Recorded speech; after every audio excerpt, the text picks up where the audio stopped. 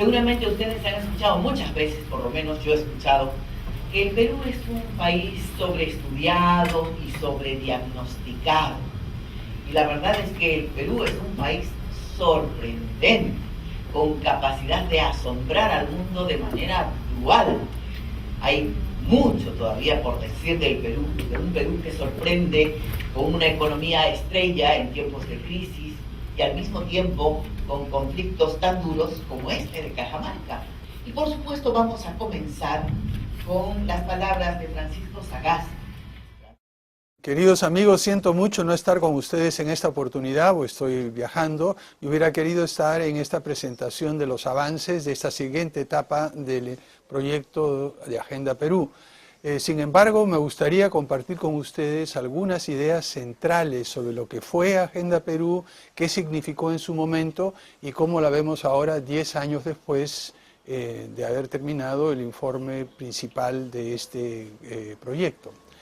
Cuando empezamos a pensar con Max Hernández sobre el tema de Agenda Perú, a fines del decenio de los 80, en el Perú teníamos una situación realmente complicada. Nuestra labor fue un poco así, por decirlo, de parteros, de identificar aquellas cosas que estaban a punto de nacer, organizarlas, estructurarlas, facilitar este proceso y presentarlas como una estrategia de desarrollo mirando a futuro. Por eso, no es sorprendente que hayamos detectado avances en 2/3 partes de las propuestas que están contenidas en ese informe.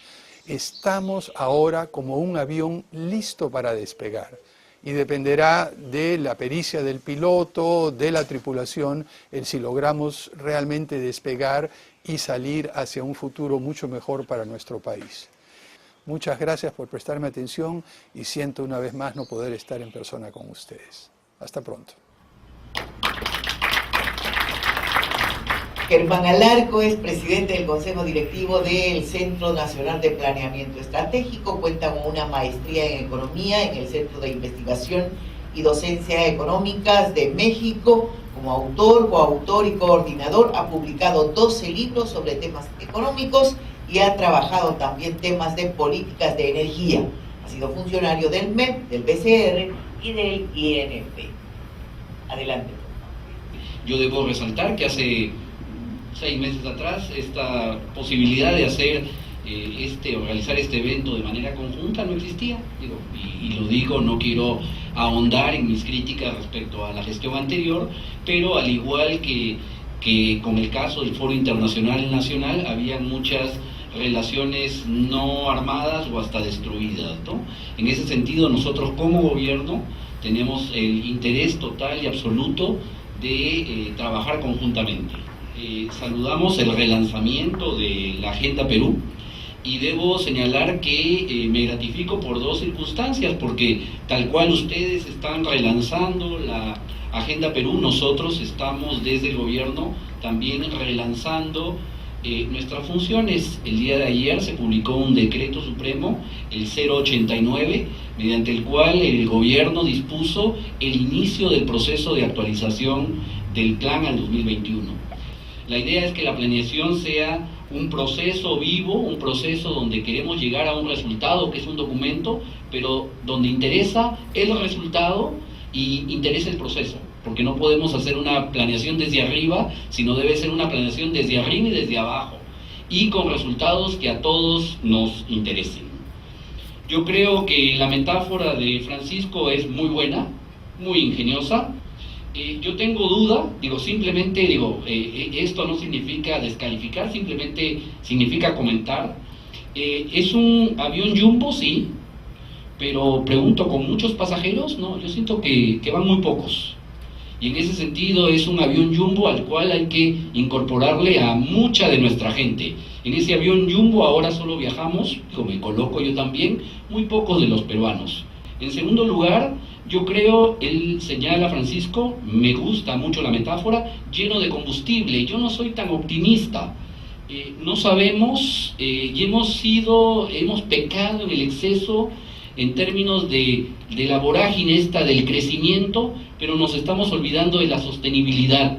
Yo tengo muchos trabajos, he visto muchos trabajos sobre reservas probadas y probables de energéticos, y de recursos mineros. Y les digo, y está en la información de los Estados Unidos, del Servicio de Geología de los Estados Unidos, está en el Ministerio de Energía y Minas, nuestras reservas probadas de gas natural no son para llenos de combustibles, y nuestro oro, de acuerdo a la información oficial, nacional e internacional, nos alcanza a los ritmos actuales de extracción para 9.2 años. Carreteras de un carril de ida y otro de bajada, pues no son las carreteras para el siglo XXI, ¿sí?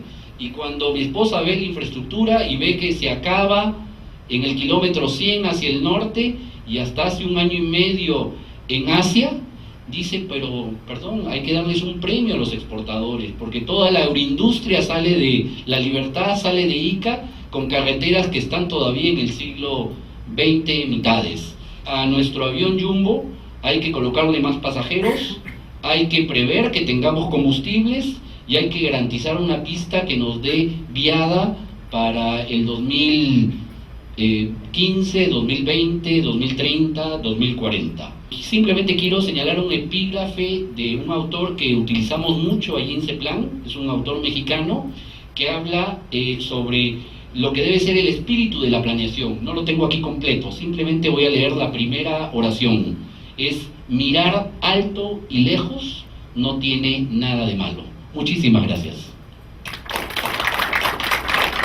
Vamos a escuchar a Gonzalo Alcalde, que es director del programa Agenda Perú en esta segunda parte. Él es coordinador, es doctor en políticas públicas por la Universidad de Texas en Austin, posee también una maestría de Relaciones Internacionales, es investigador asociado del Foro Nacional e Internacional, se especializa en temas de descentralización del Estado, políticas sociales y cooperación internacional para el desarrollo.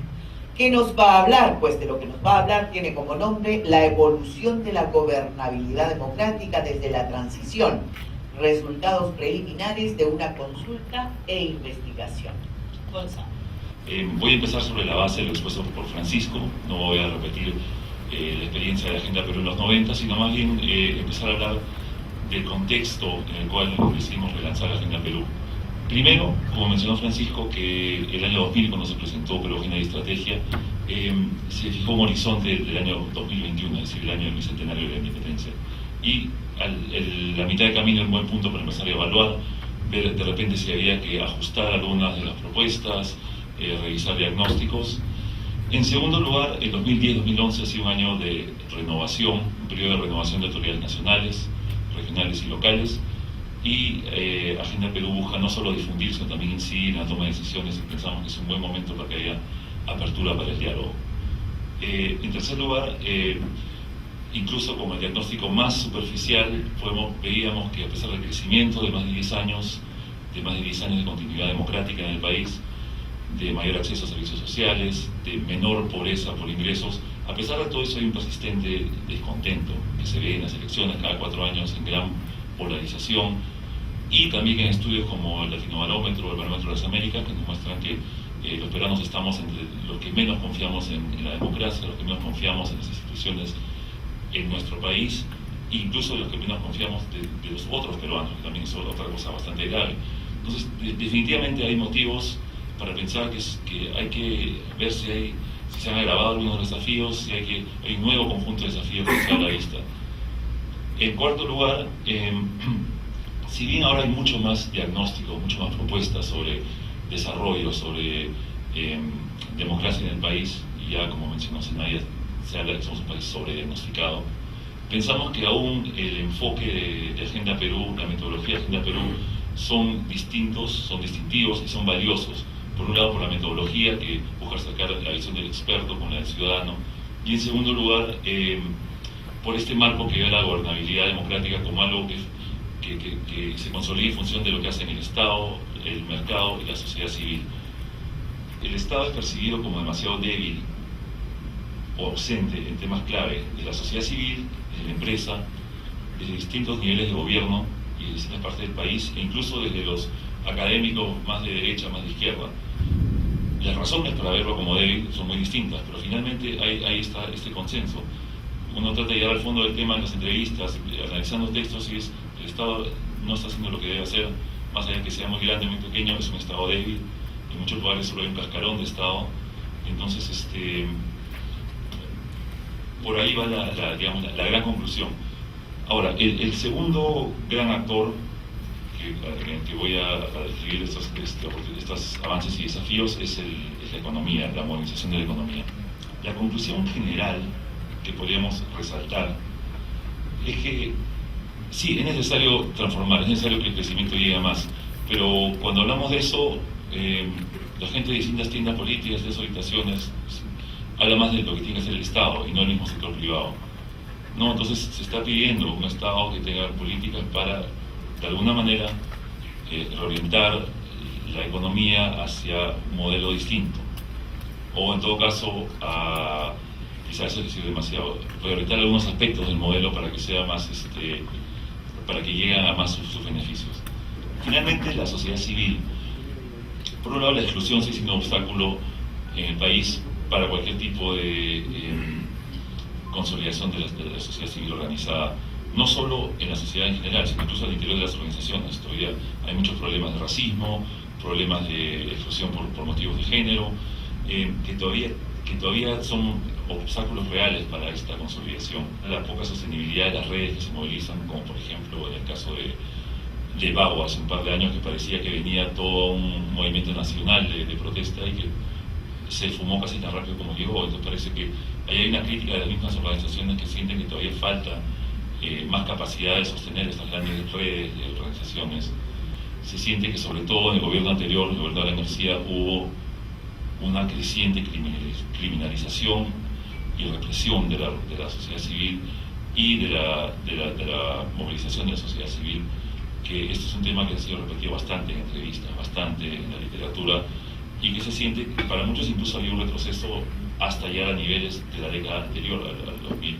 Con eso hacemos un breve recuento, pero en todo caso estamos aquí para cualquier pregunta adicional, y en el CD que les hemos entregado hay varios temas más que tenemos ahí tratados. Muchas gracias. Resultados logrados en la apreciación de Iván La Negra. Tenemos el comentario del viceministro de Interculturalidad del Ministerio de la Cultura. Es experto en Derecho Ambiental y Ciencias Políticas, abogado de la Universidad Católica, donde culminó una maestría en Ciencias Políticas. Ha sido docente en varias universidades y ha trabajado 17 años en el Estado, incluyendo la Defensoría del Pueblo. Iván. Una primera cuestión que me llamó la atención fue un uso bastante heterodoxo, por decirlo de una manera, de algunos conceptos vinculados con teoría de la democracia, ¿no? Inclusive una propia definición de democracia, más cercano a una suerte de cultura política con contenido democrático que la definición clásica de régimen político, ¿no? Y además un conjunto de elementos adicionales en los cuales estoy completamente de acuerdo, es decir, una visión del régimen político que agrega otros elementos adicionales, está muy cercano al concepto que se usa ahora mucho en la literatura sobre ciencias políticas, que se llama la calidad de la democracia. Quizás una recomendación para el desarrollo posterior del texto es incorporar estos resultados que se realizan respecto a las instituciones que deben acompañar al régimen en el marco de esta literatura, que es relativamente reciente, pero que es donde está enfocado gran parte de los esfuerzos teóricos en materia de estudio de la democracia en América Latina y en otras partes del mundo. La sociedad, por no solamente la sociedad civil, la sociedad peruana, es una sociedad con componentes multiculturales fuertes y que están en la base de algunas de los temas centrales vinculados con la agenda de inclusión social, pero también con otra agenda que es la agenda del reconocimiento, ¿no? Es decir, por lo menos la población amazónica en particular es toda una agenda de reconocimiento, no solamente el tema de inclusión, y eso debería estar expresamente señalado en el componente social o sociedad dentro del desarrollo del documento. Mucha de la literatura sobre estados como los nuestros han apelado a esta idea de la maldición de los recursos naturales. Es decir, esta idea por la cual el hecho de que economías como las nuestras dependan tanto de los recursos naturales lo hacen especialmente vulnerable a un conjunto de problemas, como por ejemplo el tipo de incentivos que tienen los actores políticos para hacer políticas públicas, la concentración de recursos que no dependen del desarrollo de mercados con muchos actores, sino más bien casi pequeños grupos con acceso a los recursos claves, con mucho poder, hace que el Estado termine siendo construido alrededor de esos actores y deje a mucha gente fuera de esta discusión, y eso no genera condiciones tampoco para desarrollar ciudadanía. Y esa discusión es una muy interesante en el contexto en el cual estamos. Es decir, yo no creo en verdad que los países que estén sometidos a una maldición. De hecho, la literatura tampoco dice eso. Lo que dice la literatura es que se tendrán incentivos que requieren ser enfrentados mediante un conjunto de políticas pensadas para enfrentar esta situación particular de estos países. Mario Bazán. Mario es director ejecutivo de Foro Nacional Internacional, centro de investigación aplicada dedicado a promover la gobernabilidad democrática y el desarrollo sostenible. Mario Bazán, con reflexiones sobre la regionalización, avances, debates y desafíos. Las ideas que vamos a presentar a continuación son parte del proceso de consulta que hemos realizado durante este último año, pero también están basadas en la experiencia del Foro Nacional Internacional, acompañando el proceso de descentralización desde hace algunos años. Bien, ¿cuáles son los antecedentes de este proceso que encontramos? Cuando en los 90 se debatía, se identificaron 3 criterios para el proceso de regionalización.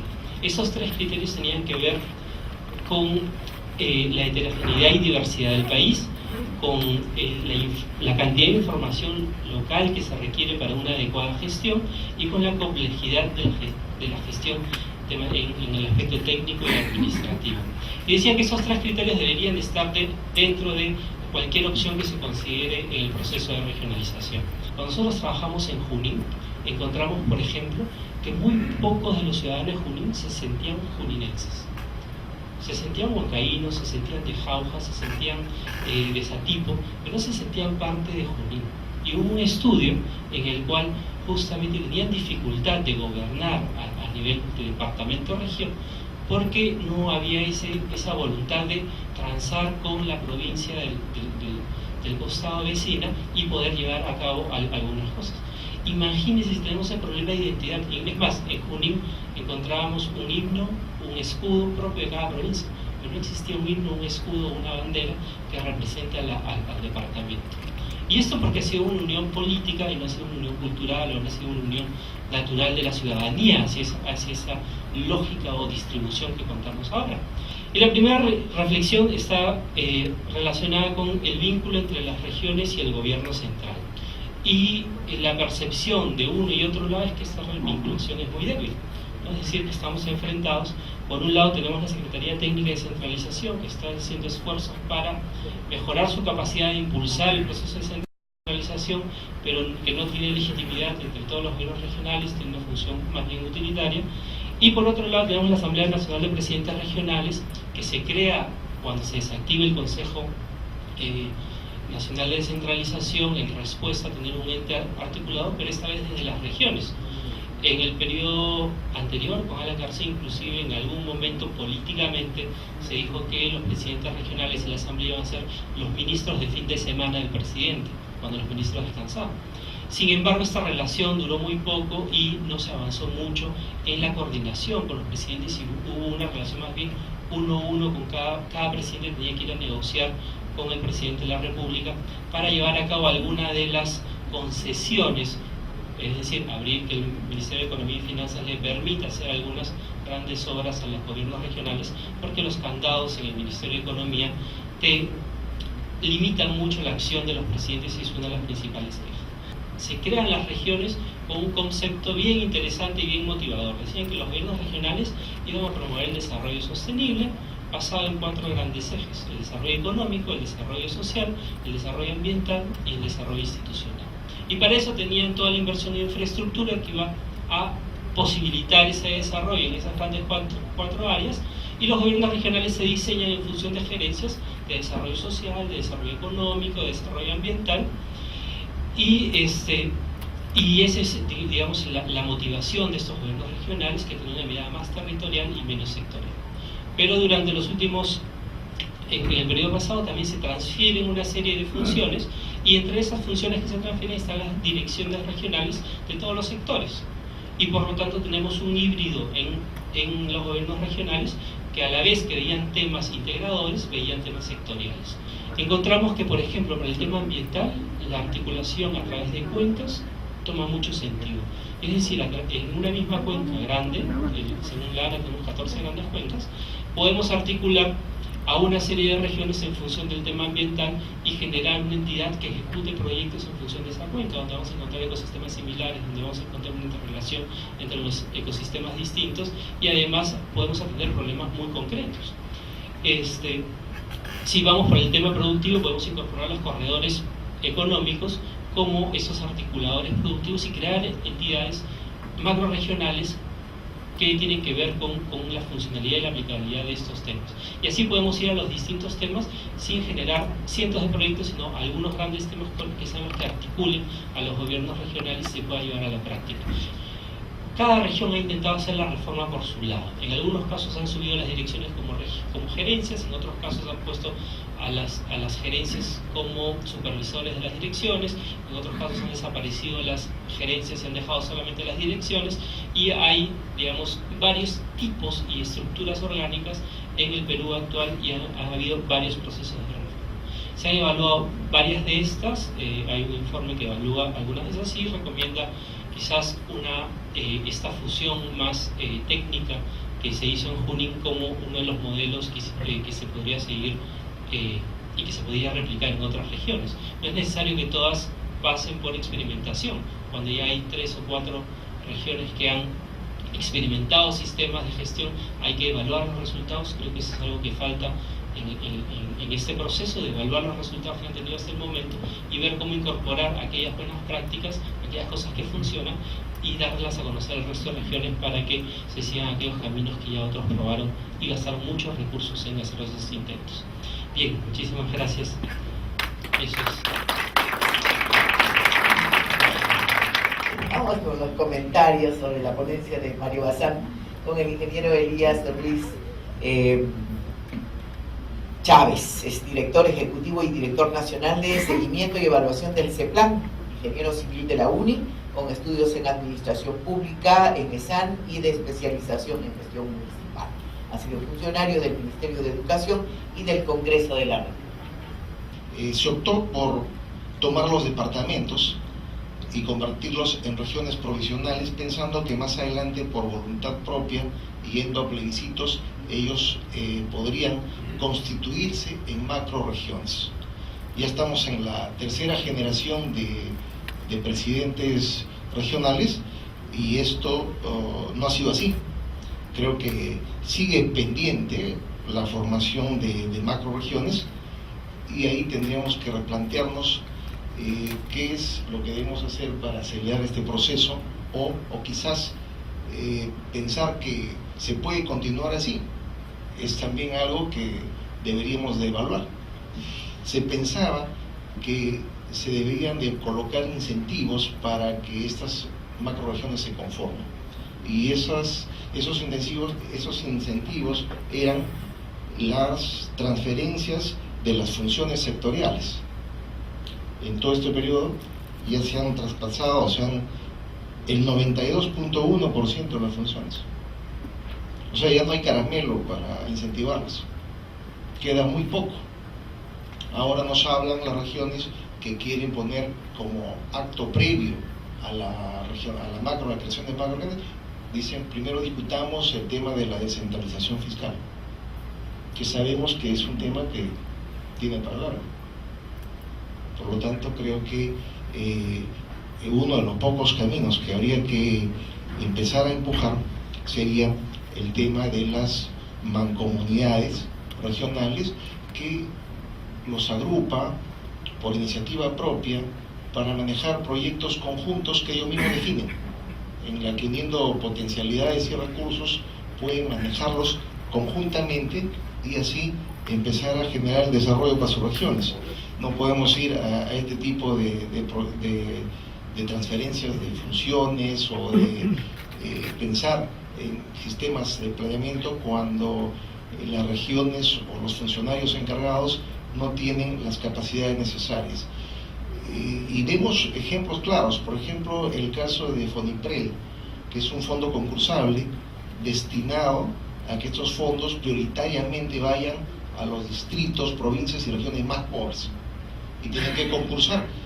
Ellos tienen bonificación en puntajes en una serie de factores, pero sin embargo son pocos los que acceden porque los proyectos que presentan no pasan el control de calidad por la deficiencia que tienen en el personal que desarrolla esos proyectos. Bueno, creo que esos son los comentarios puntuales que yo podría hacer a la intervención. Muchas gracias. El equipo de Foro Nacional Internacional ha recibido un premio muy interesante, muy importante, el primer premio a nivel mundial en el concurso internacional de escenarios a favor de los pobres, organizado por una institución prestigiosísima, el Instituto para Alternativas de Futuro, IA. Y contamos con algunos de los principales actores aquí para que nos cuenten, y por supuesto la capitana de los investigadores, que es Ruth Yaxahuancas. El equipo de Foro Nacional Internacional realizó un taller de futuro de manera conjunta con un grupo de 17 mujeres y hombres representantes de la comunidad chipiva que habita en Cantagallo, en el Greno. Dentro de este marco, el equipo trabajó con la comunidad para identificar desafíos y oportunidades emergentes que pueden atenderse para mejorar sus vidas y su futuro como comunidad organizada. Las artesanías siguen siendo la principal actividad dentro de la comunidad, a pesar de algunas dificultades para acceder a los mercados. Además, varias de las mujeres que participaron en el taller son dirigentes del Comité de Mujeres Artesanas de Apshil, llamada Ashe, que significa nuestra costumbre y cultura, y del Banco Comunitario Chipivos en Acción. Este ejercicio, además, permitió plantear, identificar y discutir temas prioritarios de desarrollo para la comunidad y las tendencias esperadas con un horizonte al 2039, de manera que se pueda comunicar mejor las necesidades y aspiraciones de la comunidad a los tomadores de decisiones y autoridades públicas. La comunidad es muy consciente de la importancia de un mayor involucramiento efectivo con los gobiernos regionales y locales a fin de atender sus necesidades de desarrollo, y son muy conscientes de la importancia de iniciar un proceso de planificación a largo plazo para la comunidad y sus organizaciones. Al final de todo el ejercicio, nuestro equipo identificó 5 estrategias claves basadas en la retroalimentación de los participantes. Mejorar la organización comunitaria, habilidades de negociación y liderazgo, garantizando compromisos con las prioridades y valores de la comunidad. Segundo, mejorar las oportunidades de educación superior en una amplia gama de campos, incluyendo aquellas que puedan producir futuros representantes y autoridades políticas. Tercero, colocar más ciudadanos chipivo-conivo en todos los niveles del gobierno para asegurar voluntad política a favor de hacer cumplir los derechos humanos indígenas. Cuarto, garantizar la educación bilingüe de calidad como una clave para preservar la identidad cultural, al mismo tiempo que entrenando a generaciones jóvenes en un contexto más occidental. La idea sería saber investigar, ¿no?, y aplicar y ejecutar los resultados, ¿no? Bueno, muchas gracias. Ricardo Franco Aguainari, presidente de la Asociación de Viviendas de Chipivos en Lima. El año 95, ninguno de los chipivos pensaba tener una comunidad en Lima. Pero por las violencias que ha habido en las comunidades, amenazas a nuestros dirigentes comunales, hemos visto la obligación de salir de nuestras tierras. Es por eso que ahora nos encontramos viviendo en Lima. Ahora este año mismo, gracias al Foro Internacional, nosotros un poco hemos recapacitado, hemos reconocido de lo que años tras años venimos escuchando de lo que es el desarrollo. No sabíamos cuál es el concepto de desarrollo. A nivel de las comunidades indígenas, en las comunidades nunca se trabaja con las agendas. Es por eso yo reconozco como dirigente indígena, como presidente de la comunidad Shipibo de Cantagallo, que a través de este taller que hemos recibido este año 2011,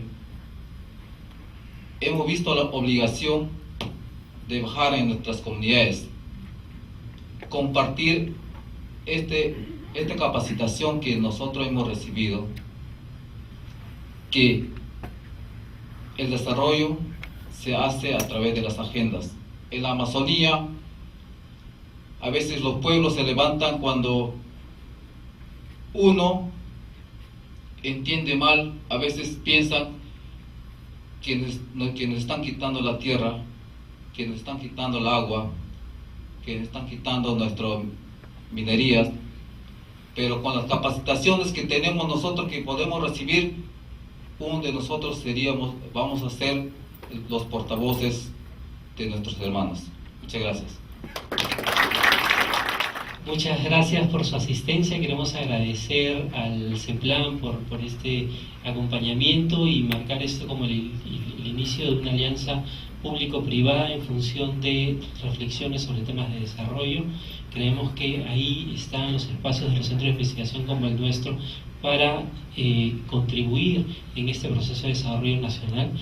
Agradecer también la presencia de los amigos de la comunidad Shipibo con IVA, que con ellos también generar alianzas y poner a disposición de ellos todos esos conocimientos que nosotros manejamos, pero a la vez agradecerle por permitirnos aprender de ustedes y de la experiencia de ustedes aplicándola a las cosas que nosotros hacemos.